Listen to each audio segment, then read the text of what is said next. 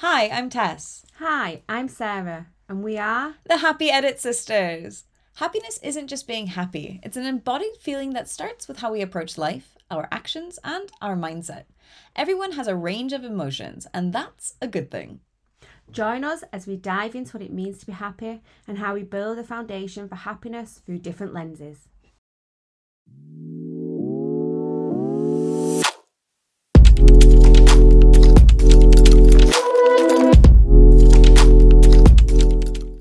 Hi, Tess.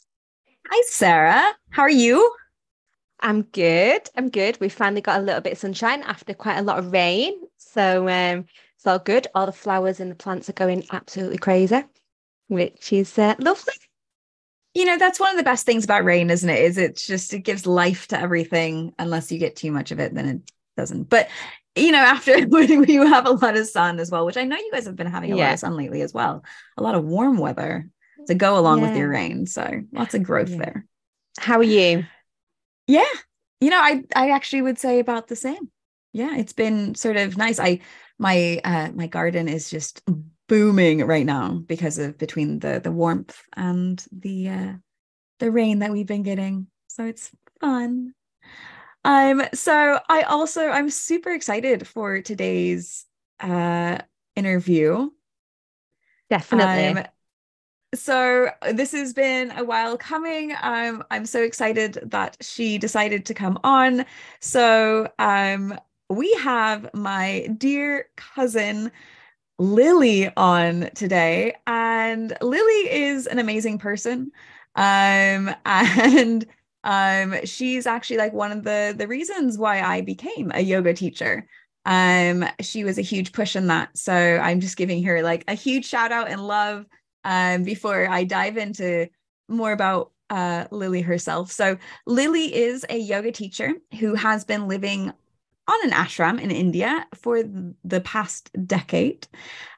She and her husband, Krish, run Ayur Yoga Eco Ashram, which is a non sectarian ashram in South India that offers yoga and Ayurveda retreats on 18 acres of riverside organic agroforest.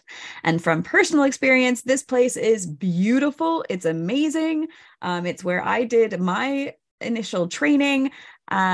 Absolutely love it. If anyone is like, oh, that sounds great, it is. Please go check it out. Um, and so, over the past 10 years, Lillie has learned from and taught with scholars of traditional yoga and Ayurveda. Lillie's perspective nature has made her a mediator between East and West, navigating the nuances and waters of culture, philosophy, and science in an effort to bridge the gap between the ancient science of Ayurveda and modern evidence-based nutrition. She is currently completing her master's in human nutrition and functional medicine. And she just recently like aced a big exam, which is super cool.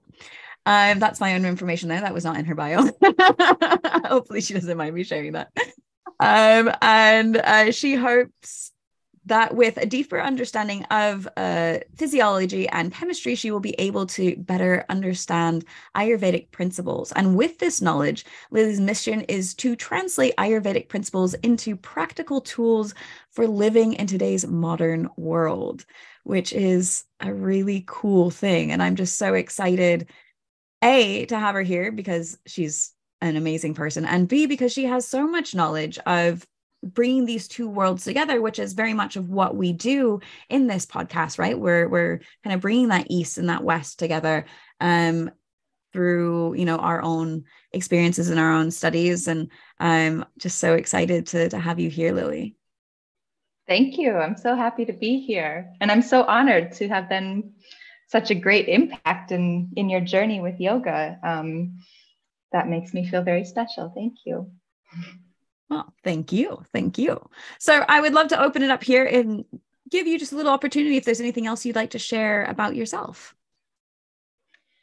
Yeah, well, my journey to India and into this world was slightly unexpected. I was studying biology and was on the path to becoming a doctor in the US.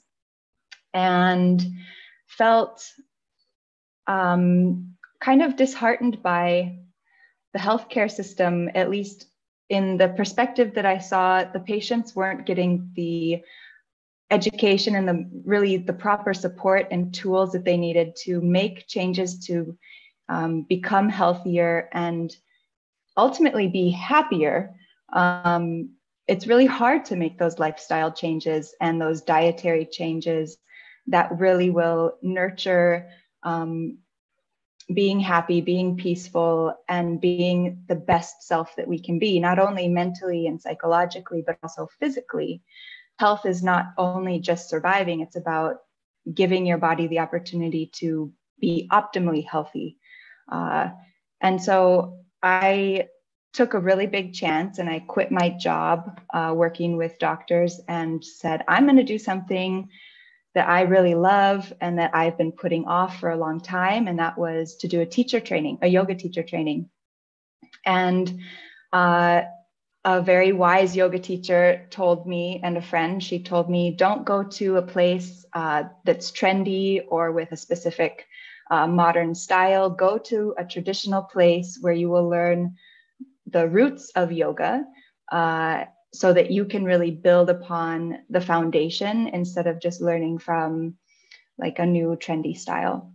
And so that's when I started looking into India and looking into the yoga teacher training in India. And there are hundreds and thousands of schools in India. Picking a school that was just right for me, and came to that school and completely was just blown away by the yoga philosophy, because it was something that had resonated with me that I think I knew beforehand, but couldn't put words into. It was looking at the self and really detaching from the roles that we play in life, and like being a sister or a mother or a father or a brother or a daughter, son, a worker or a boss, employee, and detaching ourselves from that and really looking at a deeper meaning of the self. What is the self? What is the purpose of life? What is my purpose of life? What do I want to contribute to this life? And I really resonated with those questions and really loved to dive deeper. And so I ended up going back home to the US for a few weeks, and then ended up coming back to India to volunteer for 6 months. That's when I got to know my husband and ended up staying here and marrying him. So now we together have helped build, along with a great team of teachers and staff, this really wonderful place, a safe space and peaceful space for people to come and meet themselves, give them a quiet space where they have to self-reflect, they have to look at themselves. And at the same time, the retreats are providing philosophy classes and yoga practices that really help to support those questions and that deep self-reflection. And then we started doing Ayurveda retreats, so people can come and do treatments to either better some chronic issues that they might be having, or for rejuvenation.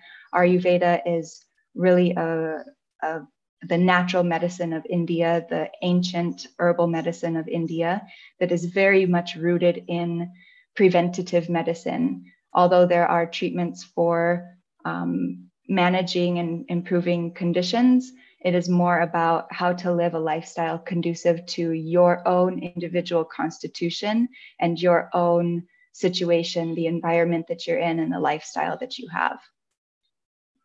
So that was a big introduction, but yeah, that's me. Oh, Lillie, it sounds amazing. And I know from when Tess and Michael both came over, that when they came back, kind of the excitement of telling us, what they'd experienced and how beautiful the experience was. And I suppose just to kind of reflect back on, you've been there for over 10 years. taking such a big step of going from this very Western kind of world of medicine and taking such a huge step. And yeah, I can't wait to kind of carry on with that our discussion and find out more about you. I suppose one of the questions that we like to ask people is, what does happiness mean to you? Yeah, that's a big question. When I It is. when I hear that question, a part of me wants to say, what are the things that make you happy? But a bigger part of me says, happiness is a feeling, just like sadness, just like anger, and all the other feelings that we have, which comes and goes. And so we oftentimes want to be happy all the time. And if we're not happy all the time, we feel like there's something wrong with me. But for me, I have really tried to understand that happiness is not something that is going to be 100% with me all the time, that I am going to have waves of happiness and waves of sadness and different emotions. And really, happiness is just a mood, and we have different moods throughout the day. What I want to cultivate in myself is peace. And to have peace, I need to look at what are the things, why do some things make me happy? Why do some things make me sad? Why am I feeling a certain way on certain days? What is the pattern that's happening? What are my thought processes that are taking me to that feeling? And what are the different perspectives? Because we can look at one thing and say, this makes me happy, but it's not going to make another person happy. So it's very individual, it's very subjective. And I really work hard to open up my perspective and look at feelings from almost a detached view and try and see everything as it is, just as it is, without trying to judge it. And I think that brings me peace, because I know that nothing can, although I have these feelings, we all have these feelings, there's something deeper inside. There's a safe space inside of me that none of these feelings can touch, that nothing from the outside world can really penetrate. And that peace is happiness, if that makes sense. Totally. It totally does. Yeah. And, I like this, it's very much that sort of yogic idea of we are awareness in which everything is arising. And we ourselves, we can witness it, but we don't, the self isn't all of those different things. As you were saying before at the beginning, we're not all of these hats that we wear. We wear lots of hats. We have lots of emotions. It's a good thing. That's part of life, is experiencing them. And, that part of you that you can connect with. And it's not easy always to connect with. Like, it is definitely a practice, at least, very much for me. And I think for most people, it's this practice of that you're constantly coming back to, and, you go away from, then you come back. And it's, finding that peace in that journey, and finding the beauty in it is so good for us, I think. Absolutely. Yeah. And oftentimes, if I get, if something makes me really happy in that moment, I am not able to reflect on, well, why is this making me happy? But if something is making me sad or upset, maybe in that very moment, if I'm not practicing that awareness, I get caught up in that feeling. But afterwards, I do think about, okay, well, what has happened here? Why did it make me feel this way? And how can I react in a different way next time that's going to make either myself or the other people around me feel better about whatever is going on for whatever situation, because I also don't want to do harm to others. So I want to make a safe space for everybody, and want everybody to feel kind of happy and at peace. But it's hard. It comes and goes. We get caught up in life. And I think as long as we're able to, at some point, come back and reflect, then the more we reflect, the more we practice that. It's kind of like a muscle that we have to train, and we get better at it with time. Definitely.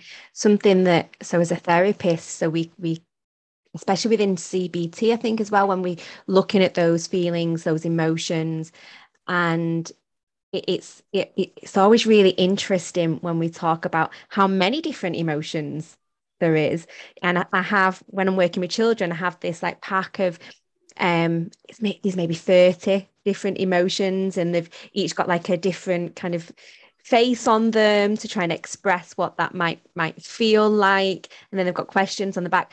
And the young people and children are always so surprised when they see all these different feelings. And I suppose part of my work with them is about helping them recognize those differences, helping them recognize what that might feel like, how might that feel to sit with that feeling for a little while. And it, like what you were saying, Lily, about noticing that or I feel anyway, that we are very quick to notice those perceived negative feelings. But what does it feel like when we're feeling those positive ones as well? How can we kind of go back to that feeling? How can we recognize those positive feelings more often? Because we quite often let them pass over really quickly, and our focus goes on to the... Exactly. Somehow we are attracted to negative things, and the positive things are a bit more quiet. But I think we do really actively have to look at the positive things, and make them more of the forefront.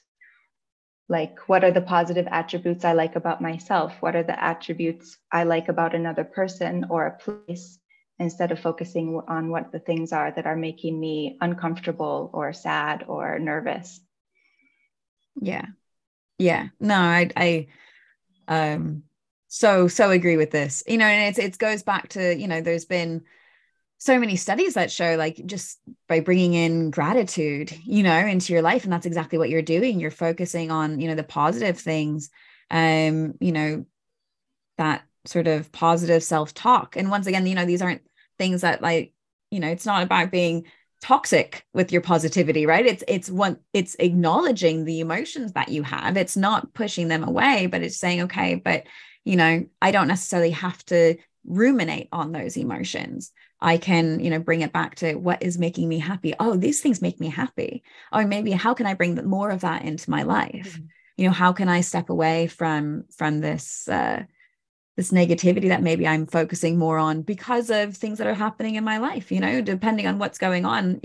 Your nervous system goes into that sympathetic part, that fight flight. It's going to go more into those moments of, oh, this could be dangerous, oh, that could be dangerous, oh, this could be dangerous, and so the more that we kind of bring it back and find that balance between the sympathetic and the parasympathetic, the more it is easier for our bodies physically and for our minds mentally to reconnect with that. I love it. Thank you so much for sharing that. It's just so important to point out. And I'm curious too, like, how has this changed over time? Like, how's your perception of this changed over time? So has this sort of, you talked about when you went to India, that you were learning all these things and you really identified with it and you wanted to stick with it. So, before, would have you had a different perception of this, or have you always kind of worked toward this? I mean, maybe this is a difficult question for you to ask, but for you to answer, excuse me, but yeah, I'm curious. Yeah, it's definitely developed and changed. But I remember, I think the first person who brought this idea to me was my sister. And as a teenager, she learned that she has control over her emotions, and that she could change the way she felt about something if she changed her perspective on the situation. And she shared that with me. And I look up to my sister a huge amount. And I took that piece of advice and started thinking about that myself. And it took time. I think in college, I struggled a lot with self-acceptance and self-confidence. But when I think I started to turn around with the practice of yoga, and I think that yoga just helped me develop that practice of awareness and that practice of detachment a bit from the emotions, where then I could finally see what was going on with my thought patterns. And yeah, when I came to India, the philosophy resonated, but it felt like in a teacher training, you have so much information coming, new information coming. It's very challenging to really digest and assimilate all of that information all at once. And I remember telling one of my teachers, I said, I understand what you're saying in class. I get it. But when I leave class, it's like I forget what you've said. I can't remember. And he said, don't worry. I'm going to repeat this again and again and again, and eventually it will seep down in. And it did. Even after the training, I still, had to practice constantly. Through meditation really helps.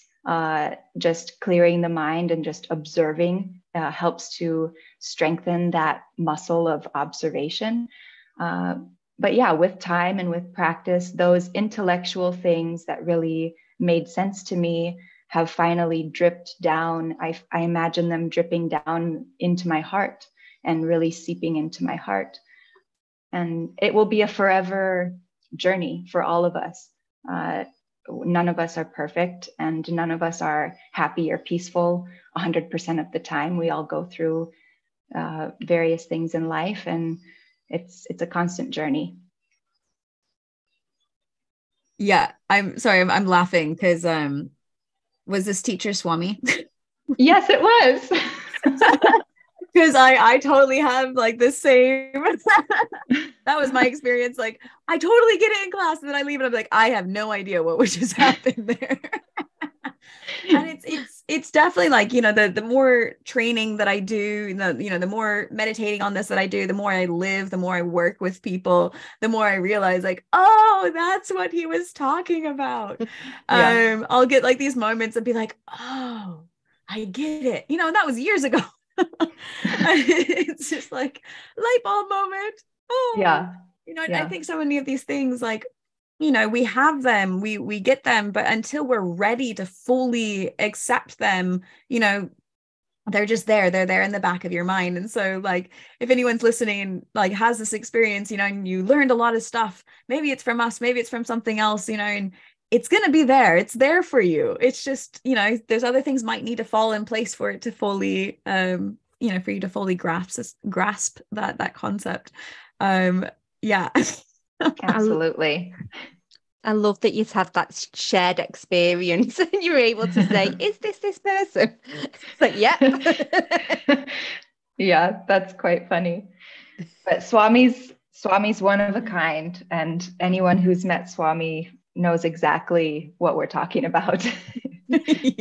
Yes, definitely.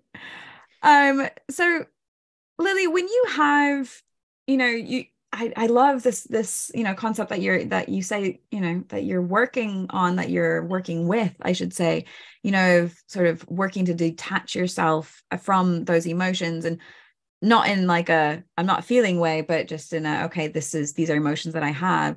When you have more difficult experiences in your life, these challenging experiences, is there something more that, that helps you come back to this practice, or that helps you, go through this a little bit better? Like, what are some of the tools, if you don't mind sharing, what are the tools that you use in more difficult moments?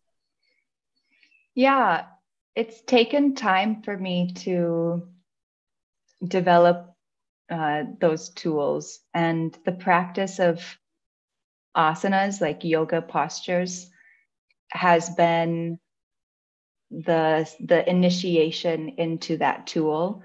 Because when we practice asanas in a hatha yoga class or a hatha yoga practice, we are focusing our attention on what is going on inside the body. What am I feeling physically?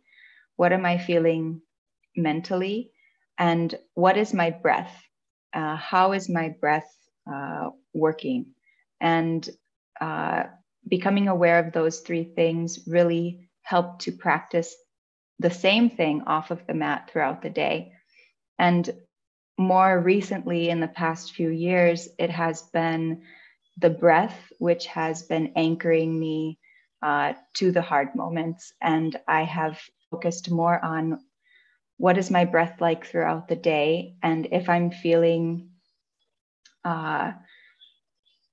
any kind of emotion, again, it's usually either nervousness or being upset or sad or angry. I try to bring my focus back to my breath and calming my breath, taking a deep breath in, taking a long extended exhale out, and just allowing that breath to help clear my mind, so that I can then receive either the other person who I'm interacting with, I can receive what they are saying better, or I can receive my own thoughts better. It's almost as if when we start to focus on our breath, we can't allow our brain is not allowed to go into that chaotic train of thought of where we start to jump to conclusions and jump to judgments and go into our habitual thought patterns. When we focus on our breath, our brain can't do that. So you create more space inside yourself to really process what's going on. And that would be my tip to help deal with difficult situations. I love that. That's such a wonderful tool to be able to share with people. And as you were talking then, Lillie, it kind of reminded me of, me and Tess talk about this all the time, how therapy and yoga is so many similarities, because I know that within therapy, that's something that I would discuss all the time as well, and I suppose I would use maybe slightly different language, but of kind of stop. Let's just stop, take a breath, just kind of gather our thoughts, and then let's reflect back on kind of what those thought patterns are. Because I kind of refer it to as spiraling. So our thoughts, those negative thoughts will spiral, but we need to cut that somewhere. And by just stopping and taking a breath can really help in that process. So yeah, it's fascinating. It just fascinates me how the worlds both kind of merge together. I love it. Absolutely. And I think perhaps I was introduced to that without really realizing it. When I was in therapy in college, I went to one of the college counselors, and I would be telling her a story and I would be getting so upset. And she would say, just breathe, just take an inhale, an exhale, just breathe. And that's exactly what is happening is we just have to give ourselves that space and that moment to really collect ourselves, to be able to look with a clearer mind. Definitely. And I suppose something that kind of popped into my head then, and again, me and Tess kind of talk about this all the time, but with compassion as well, and just that self-love of non-judgment. So important. And to understand that none of us are perfect, and we have to be compassionate that we're going to go through difficult times, and that we're going to make mistakes, and we can learn from those mistakes. And so often those mistakes are, well, absolutely sucky at the time, you know, that they're some of the big stepping stones that we need to move forward. And it's, you know, I know, like in my own journey, at least, a lot of things that, you know, at the time I was like, oh, I can't believe I did that. I can't believe that happened. I can't believe, you know, but then looking back, that those were sort of those turning points where I was like, oh, actually, you know, I'm looking at these things. I need to make a difference for me, for my family, you know, for whoever it is, whatever the situation is. And it is, you know, they're very important to have and to reflect upon in a compassionate way, so that you can take those steps forward and shift in an appropriate way for yourself. Yeah, the hardest moments are often the greatest lessons, and they make us better. And that comes full circle. What is bad doesn't necessarily always have to be bad. There can always be a good side to something bad. Definitely. A question that I would quite often ask is, okay, so what can we take away from this current situation? Yep. Maybe not right at the very start of therapy, but as we've moved through a few sessions, I would ask after that the processing a little bit. Yeah. What are the lessons that we can learn, and how can we be better or do better or feel better from this? Yeah. A good question. So through kind of family therapy and systemic therapy is, what would we do differently, or what might we want to have done differently?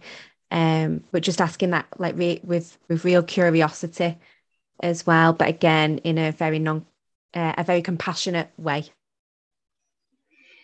Yeah. That question actually kind of scares me, because I've seen, I don't know, as a therapist, how do you manage them to not go into the I shoulda, I woulda kind of spiral, and that guilt? Because I feel like I've seen a few people get sucked into that, and I don't know how to help them to bring them out of that shoulda, coulda, woulda. Yeah, I suppose invite them to do it in a compassionate way. Okay, so if I was faced with this situation again, is there anything that I would change? Is there anything that I could have done I could do differently? So maybe kind of do it as not the situation that we've just been in, but if we was faced with this challenge again, what might I do differently? And that acceptance of that situation is now there in the past. It's not in the present. Yeah. How to move on in the present with what we can do now. Yeah. So, Lillie, is there any advice that you would give to your younger self, and what would it be? Oh dear. I guess I would tell my younger self, you are more than what you give yourself credit to, and that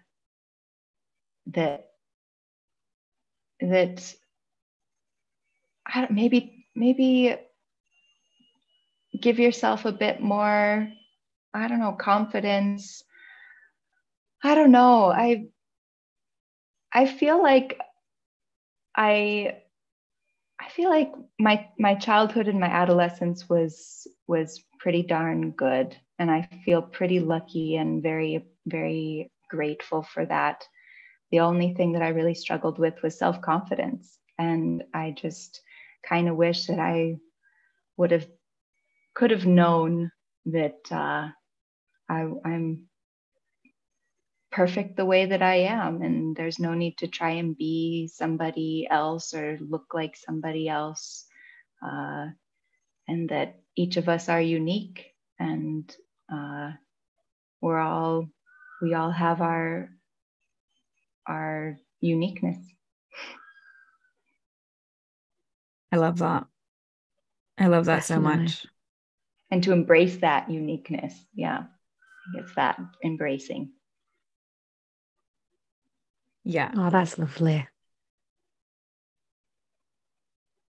Yeah, I think, many of us can relate to that, of looking back and saying, okay, yeah, life is pretty good, but there's one thing that maybe I could have done more, or I could have accepted more, was my own uniqueness, and being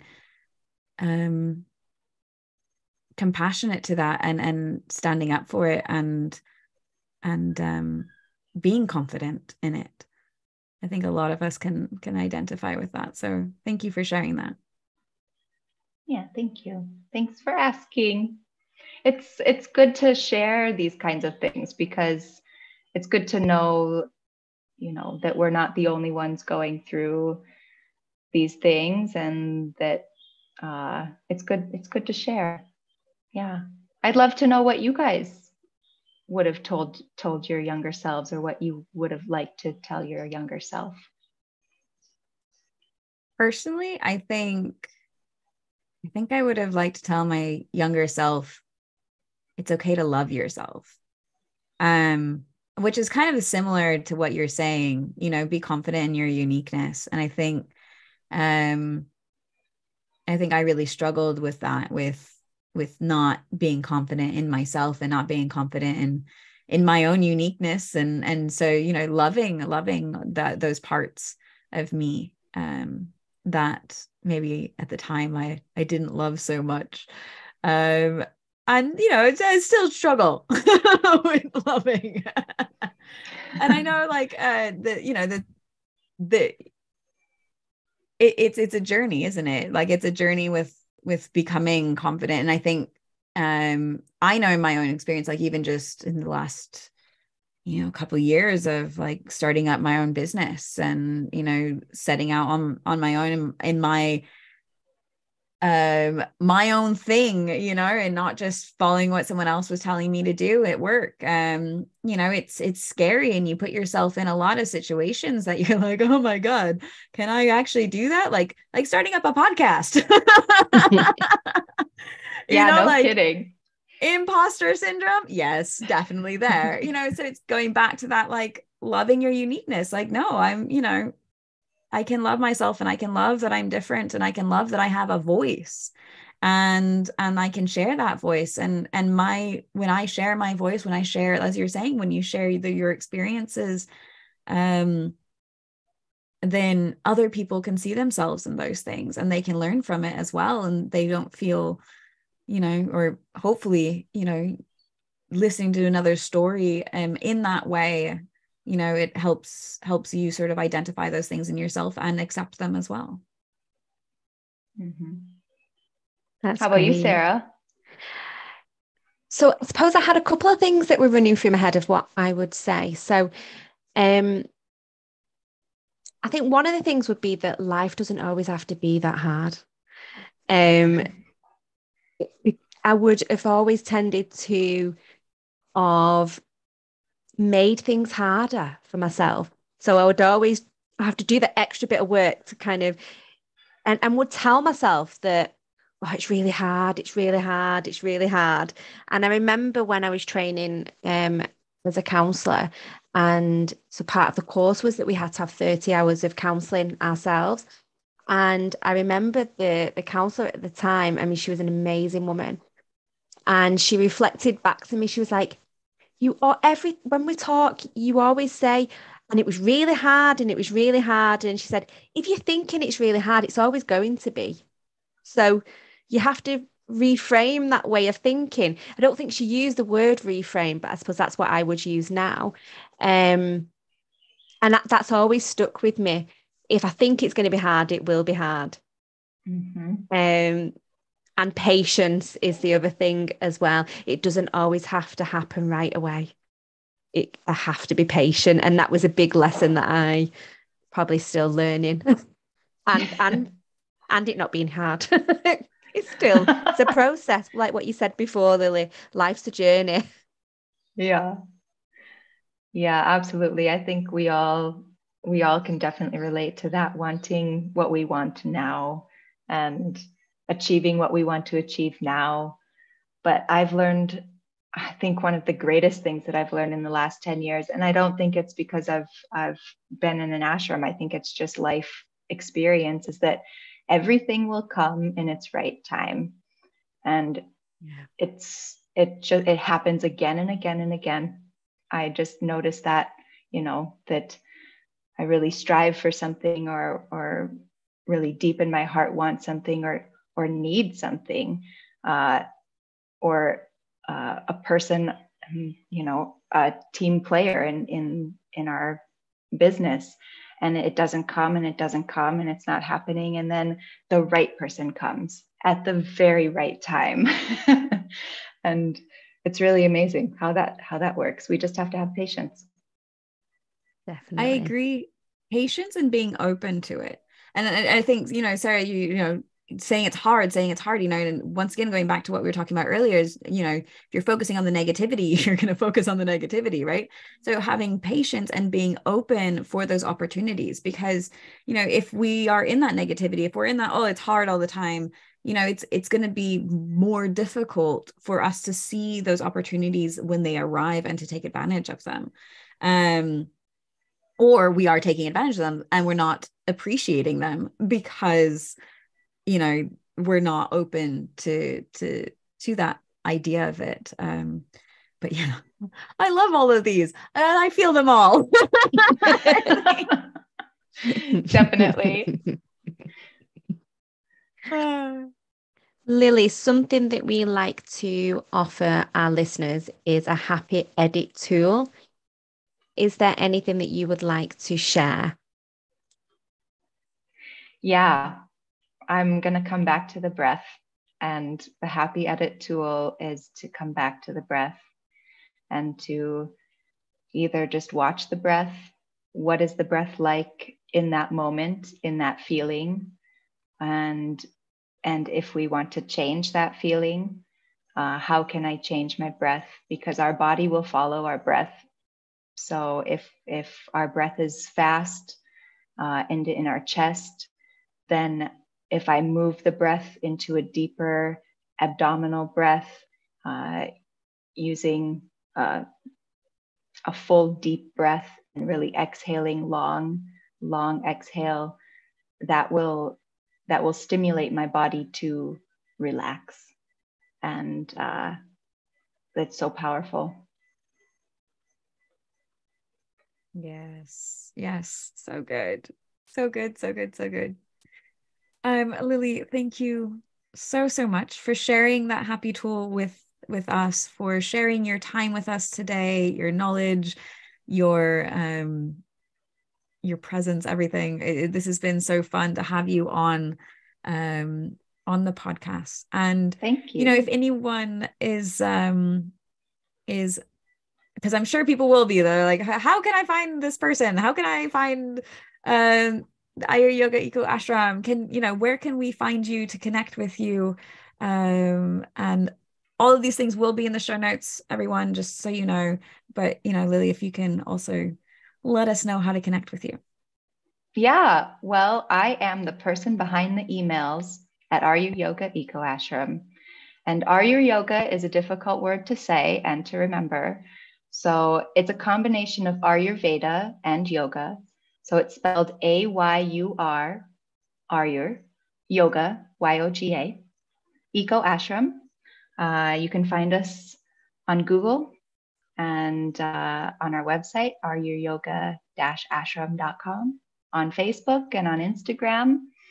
And if you connect with us in any of those places, I am usually the person who is answering the messages and the emails. So I'm happy to connect with you. Oh, that's wonderful. And just to kind of repeat a little bit of what Tess said as well, like, it's been so lovely talking with you today. And hopefully at some point you'll come back on and we can have another conversation as well, because it'd be lovely if you'd come back on again. Absolutely. Thank you so much, you guys. I've had so much fun. Like, I love talking about this stuff. And I was nervous at the beginning, but I've had so much fun, and I'll come back anytime. It's wonderful. Thank you. Thank you for having me. Yay. Okay. Can't wait we're going to book you in already. Woohoo. All right. Well, thank you. Once again, this has been great. To everyone listening, go check out Ayur Yoga Eco Ashram. It's amazing. Contact Lillie. She's amazing. She ends all of her emails. Smile always. And she always has a smile on her face. And it's just, I mean, maybe not always, but often, more often than not. She is just such a beautiful person. So please reach out to her. And if you guys, have been enjoying this podcast, please leave a review, like, subscribe, all that sort of stuff. Because we love to hear from you. We love to hear how you are connecting with the podcast, what you're learning from it. So, come on to the Instagram as well, the.happyedit. Let us know what your experiences are and, how you've connected with this episode as well. So thank you, everyone, for listening. Thank you, Lillie, for coming on. Thank you, Sarah, as per usual, for joining me in this awesome journey of the Happy Edit. Thanks, guys. At the Happy Edit podcast, we're mindful that the podcast is not in replacement of therapy. If you do need further support, please do contact us on our contact details in the show notes. And we're more than happy to offer further support and guidance and direct you to places like the counselling directory or therapy directories. If you do also need further support, we would also recommend you contacting your primary healthcare provider. Thanks very much for listening, and we'll see you all soon.